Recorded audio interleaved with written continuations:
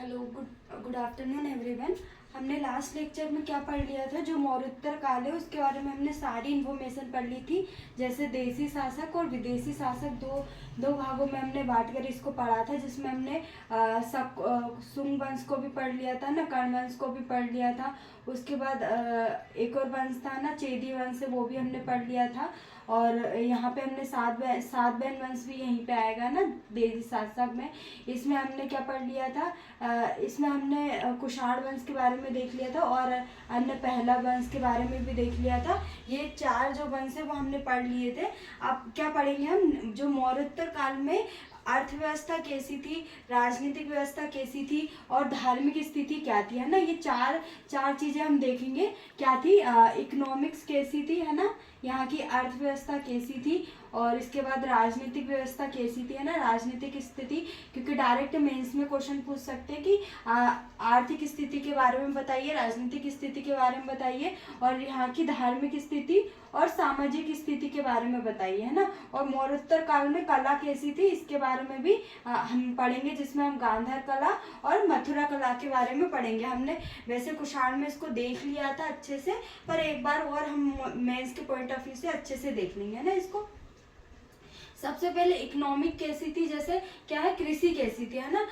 कृषि को क्या कृषि के क्षेत्र में क्या नए नए क्षेत्रों का क्या क्षेत्रों से जोड़ा गया था ना, जिसमें क्या जैसे गन्ने की खेती होने लगी थी, अन्य अन्य प्रकार की जो खेती है ना वो स्टार्ट करने, जिसमें क्या मनुस्मृति है ना, मनुस्मृति में क्या स्मृति, जिसमें क्या अनेक फसलों का क्या किया है, उल्लेख किया गया है ना। इसके बाद शिल्प और व्यापार कैसा था, तो शिल्प और व्यापार की क्या सर्वाधिक विकसित अवस्था थी। और जो शिल्प और व्यापार को है जो किस में बांटा गया था, श्रेणियों में बांटा गया था, किसमें, श्रेणियों में बांटा गया था।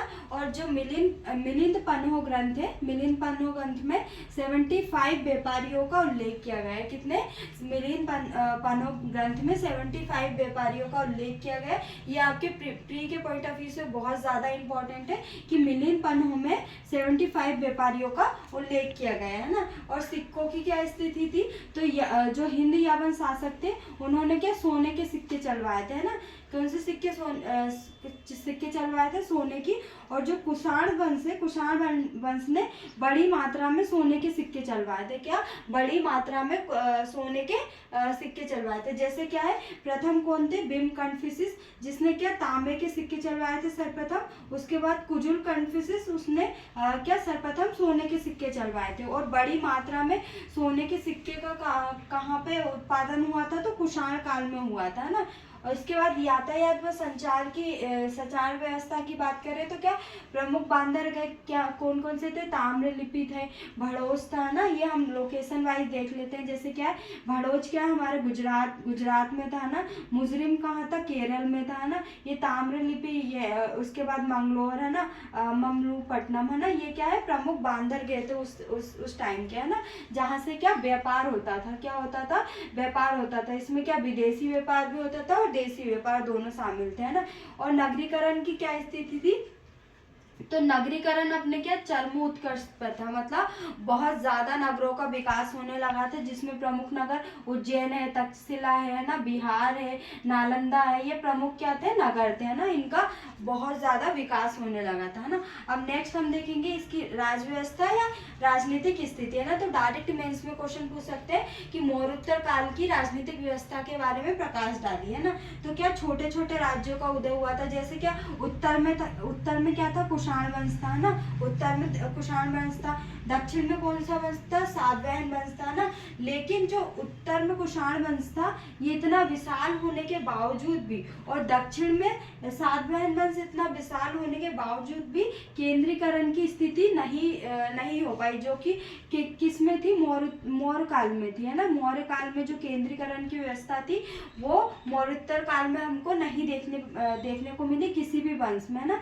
तो ये हमारा एक पॉइंट हो जाएगा कि छोटे छोटे राज्यों का उदय हुआ। तो आप लिखना कि उत्तर में कुषाण वंश और दक्षिण में सातवाहन, लेकिन केंद्रीकरण की स्थिति नहीं हुई, है ना। इसके बाद राजतंत्र में देवीय तत्व शामिल हो गया था। क्या देवीय तत्व की उत्पत्ति हो गई थी। जैसे कि राजतंत्र में देवीय तत्वों की उत्पत्ति हो गई थी। पहले क्या था, जो देवताओं की तुलना देवताओं से क्या राजाओं की तुलना की जाती थी। मतलब जैसे विष्णु देव की तुलना हम क्या अशोक से कर देंगे, है ना। जैसे और भी जो देवता है, अग्नि देवता, उनकी तुलना चंद्रगुप्त से कर देंगे, है ना। तो क्या देवताओं से राजाओं की तुलना की जाती थी। लेकिन अब स्थिति क्या हो गई थी कि राजाओं से देवताओं की तुलना की जाने लगी। जैसे क्या अशोक हो गए, है ना। अशोक महान किसके समान है? अग्नि के समान है ना, अग्नि देवता के समान। तो ऐसे ये चीजें क्या बदलने लगी थी। उसके बाद जो कुषाण है, कुषाण को क्या बोलते थे? देवपुत्र, है ना। तो डायरेक्ट क्वेश्चन पूछ सकते हैं कि देवपुत्र किस वंश को बोलते हैं? तो कुषाण वंश के राजाओं को क्या बोलते हैं? देवपुत्र बोलते हैं ना। इसके बाद प्रशासन कैसा था वहां पर? क्या साम्राज्य को अनेक विभागों में बांटा गया था। क्या किया था? साम्राज्य को अनेक भागों में बांटा गया था, जिन्हें क्या बोलते हैं? आहार, है ना। तो डायरेक्ट क्वेश्चन पूछ सकते हैं प्री में कि जो साम्राज्य को अनेक भागों में बांटा गया उनको क्या बोलते हैं? तो आहार बोलते हैं। और जो आहार के अधीन किसके अधीन रहता था? अमात्य के अधीन कौन आता था? आहार, है ना। उसके बाद प्रमुख पदाधिकारियों की बात कर लेते हैं कि जो राजुक है वो क्या राजस्व विभाग का पदाधिकारी होता था ना। ये डायरेक्ट क्वेश्चन पूछ सकते हैं प्री में कि राजुक किस विभाग का अध्यक्ष था? तो राजस्व विभाग, है ना। भट्टा रामगिक ये क्या था? कोषाध्यक्ष, मतलब जो फंड आता था उसकी देखरेख करता था, है ना। पनियाधरक ये क्या है? नगरों की जलापूर्ति करता था, मतलब नगरों को क्या जल देता था, है ना। मतलब जल की जो सुविधा है उसको देखता था, है ना। और जो कुषाण है, कुषाणों की क्या जो मुक्ति और विषय है वो क्या प्रशासनिक इकाई थी। क्या थी? मुक्ति और विषय क्या थी? प्रशासनिक इकाई किसकी थी? कुषाणों की। तो अभी हमने क्या देखा? इकोनॉमिक्स पर देख लिया मौर्योत्तर काल की, और जो राजनीतिक व्यवस्था है पॉलिटी वो देख ली। अब हम क्या धार्मिक व्यवस्था और सामाजिक व्यवस्था के बारे में देखेंगे। नेक्स्ट हम देखेंगे सामाजिक व्यवस्था, है ना। तो सामाजिक व्यवस्था कैसी थी मौर्योत्तर काल में? वर्ण व्यवस्था कैसी थी? स्त्रियों की दशा कैसी थी? विवाह कैसा था? खान पान और मनोरंजन के साधन कौन कौन से थे, है ना। तो वर्ण व्यवस्था में क्या वही चार थे, ब्राह्मण, क्षत्रिय, वैश्य और शूद्र। इसमें क्या ब्राह्मणों को क्या सर्वोपरि स्थान प्राप्त हो गया था, मतलब और भी ज्यादा सम्मान किसको प्राप्त हो गया था? ब्राह्मणों को, है ना। और स्त्रियों की दशा में क्या स्त्रियों की जो स्थिति है उसमें क्या अच्छी स्थिति थी, और कभी कभी शासन के कार्यों में क्या उनको भाग लेने को भी मिलता था। जैसे क्या जो सातवाहन वंश है वो मातृ प्रधान है ना। मतलब उनके जो राजाओं के नाम जैसे गौतमीपुत्र, सातकर्णी, है ना, माताओं के नाम पर ही रखे गए थे, इसलिए क्या बोलते हैं? सातवाहनों को मातृ प्रधान वंश बोलते हैं ना। और विवाह क्या है? पुनर्विवाह का प्रचलन होता था, है ना। और जो खान पान है, खान पान जिसमें मांसाहारी और शाकाहारी दोनों प्रकार के खान पान चलते थे। उसका मनोरंजन में क्या होता था? घुड़दौड़ है, पासा है, अनेक चीजों के लिए क्या मनोरंजन के लिए साधन थे, है ना। उसके बाद क्या हम धार्मिक स्थिति के बारे में देखेंगे कि मौर्योत्तर काल में धार्मिक स्थिति क्या थी, कि बौद्ध धर्म की क्या स्थिति, वैदिक धर्म की क्या स्थिति थी, और अन्य धर्मों की क्या स्थिति थी, है ना। तो बौद्ध धर्म क्या था? दक्षिण भारत में क्या बौद्ध धर्म की बहुत संपन्नता हो गई थी, जिसमें क्या स्तूपों का निर्माण था ना, चैत्यों का निर्माण, ये सब चीजें क्या कुषाण काल में भी, सातवाहन वंश में भी ये बहुत ज्यादा अपने चरम उत्कर्ष पर था ना। वैदिक धर्म में क्या उच्च स्तर था ना मौर्योत्तर काल में। और जो अन्य धर्म है ना, जिसमें क्या जाएगा?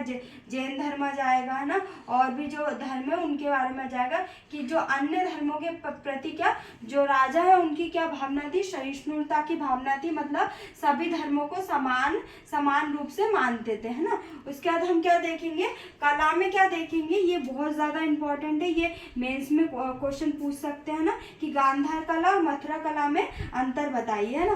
तो ये किसके काल में ज्यादा उत्पत्ति हुई थी? तो कुषाण वंश में इनकी उत्पत्ति हुई थी, है ना। तो ये हम देख लेते हैं सबसे पहले क्या ये यूनानी और रोमन का प्रभाव किसमें है? गांधार कला में है। उसके बाद जो मथुरा कला है उस पर क्या है? भारतीय प्रभाव है ना। अब अगर हम निर्माण की देखें तो इसमें निर्माण कैसे होते हैं? गहरे नीले रंग के पत्थर के होते हैं, काले पत्थर का प्रयोग किया जाता है। क्या गहरे नीले और काले पत्थर का प्रयोग किया जाता है। और मथुरा कला में क्या लाल बालुआ पत्थर का निर्माण किया जाता है, जिसका बहुत महत्वपूर्ण उदाहरण क्या हमारा क्या है?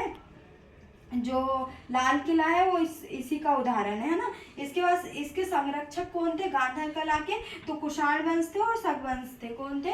कुषाण वंश और शक वंश। और ये कौन सी कला थी? यथार्थवादी थी। कौन सी?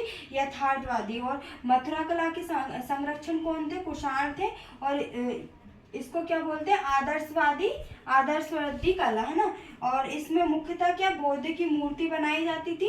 और जो मथुरा कला है उसमें क्या बौद्ध, जैन और ब्राह्मण धर्म से संबंधित मूर्तियां बनाई जाती थी। और इसमें सिर्फ केवल किसकी? बौद्ध धर्म से संबंधित मूर्तियां। और मथुरा कला में बौद्ध, जैन और ब्राह्मण तीनों धर्म से संबंधित मूर्तियां बनाई जाती थी, है ना। अब हम देख लेते हैं कि हमने मौर्योत्तर काल में क्या क्या पढ़ा है, क्योंकि आज हमारा क्या मौर्योत्तर काल कंप्लीट हो जाएगा, जिसमें हमने क्या पूरा जो मौर्योत्तर काल है वंश से लेके सब चीजें देख लिया। हमने क्या क्या देख लिया मौर्योत्तर काल में? मौर्योत्तर कालीन अर्थव्यवस्था के बारे में देख लिया ना आज के लेक्चर में। अर्थव्यवस्था के बारे में देख लिया, राजनीतिक व्यवस्था के बारे में देख लिया ना, राजनीतिक व्यवस्था के बारे में देख लिया, धार्मिक व्यवस्था के बारे में देख लिया ना, धार्मिक स्थिति क्या थी, है ना। इसकी सामाजिक स्थिति के बारे में हमने देख लिया ना। और इसकी कला के बारे में हमने प्रकाश डाल लिया, जिसमें क्या हमने दो चीजें पढ़ी, एक तो गांधार कला के बारे में देख लिया और एक मथुरा कला के बारे में देख लिया ना। और हमने अगर वंश की बात करें तो वंश को दो भागों में डिवाइड करके पढ़ा, एक देशी शासक, देशी वंश और एक विदेशी वंश, है ना। देशी वंश में हमने क्या क्या पढ़ा था? सुंग वंश पढ़ा था, जिसमें हमने सबसे पहले क्या पुष्प सुंग के बारे में पढ़ा था। उसके बाद हमने कर्ण वंश पढ़ा था। उसके बाद हमने सातवाहन वंश के बारे में पढ़ा था, जिसमें गौतमीपुत्र, सातकर्णी, विशिष्ट पुलगामी, है ना, इनके बारे में देखा था। उसके बाद हमने चेदी वंश के बारे में पढ़ा था, जिसमें क्या खारवेल प्रमुख इनके शासक थे, है ना। इसके बाद हमने, ये मैं आपको सीक्वेंस बता रही हूँ क्योंकि सीक्वेंस ज्यादा पूछते हैं ना। इसके बाद हमने हिंद यावन शासक के बारे में पढ़ लिया था, है ना। जो हिंद यावन शासक है जिनको इंडो ग्रीक शासन भी बोलते हैं ना। उसके बाद हमने क्या देखा था? उसके बाद हमने कौन सा वंश देखा था? शक वंश देखा था। शक वंश की दो शाखाएं, चार शाखाएं, 5 शाखाएं थी, है ना। 4 शाखा क्या थी? भारत में थी। और एक शाखा क्या थी? अफगानिस्तान में, जिसमें 2 शाखा पश्चिमी शाखा थी और 2 शाखा उत्तरी शाखा थी। पश्चिमी शाखा सबसे ज्यादा प्रसिद्ध थी, जिसमें छहराद और कदरमक थी, है ना। जिसमें क्या हमें नासिक की और उज्जैन की देखने को मिलती। शक के बाद क्या पार्थियन आए थे, है ना। कौन थे? पार्थियन। ये ज्यादा इंपॉर्टेंट नहीं है, ये इनको पहला वंश भी बोलते हैं ना। इसके बाद क्या हमने सबसे मोस्ट इंपॉर्टेंट कुषाण वंश पढ़ा था, जो कि उत्तर भारत में कुषाण वंश था और दक्षिण भारत में क्या था?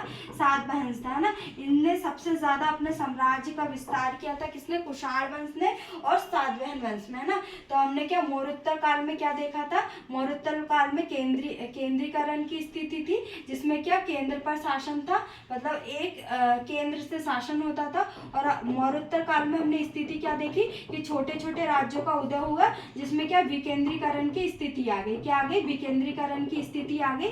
अब जो नेक्स्ट हम पढ़ेंगे गुप्त काल के बारे में पढ़ेंगे, है ना। गुप्त काल के बारे में पढ़ेंगे। गुप्त काल में दोबारा क्या हुआ? दोबारा क्या केंद्रीकरण की स्थिति आ गई। क्या?